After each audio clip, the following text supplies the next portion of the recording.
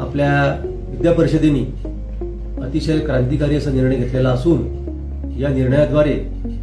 ज्या चारही फॅकल्टीमधील जे अंडर ग्रॅज्युएटचे विद्यार्थी आहेत त्यांना 5व्या सेमिस्टरला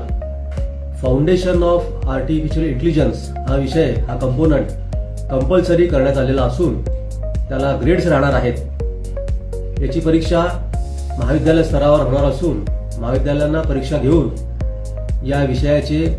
जे ग्रेड्स आहेत ते विद्यापीठाला पाठवायचे आहेत, जेणेकरून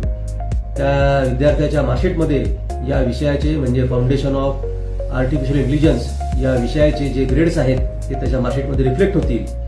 आणि संत गाडगेबाबा अमरावती विद्यापीठाचा विद्यार्थी कुठेही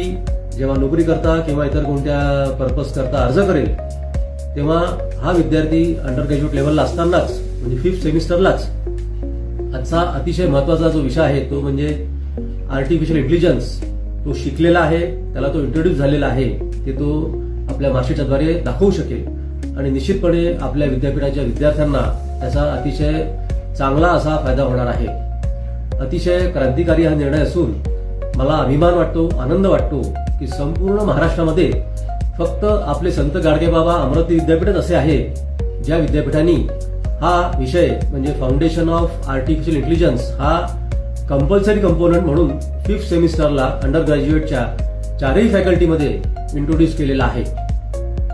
माझं सर्व प्राचार्य, शिक्षक आणि विद्यार्थ्यांना आव्हान आहे की अतिशय महत्वाचा हा निर्णय आपल्या विद्या परिषदेने घेतलेला आहे तो आपण आपल्या स्तरावर अतिशय चांगल्या प्रकारे राबवावा आणि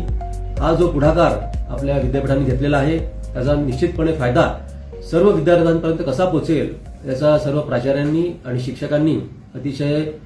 गांभीर्यपूर्वक विचार करून हा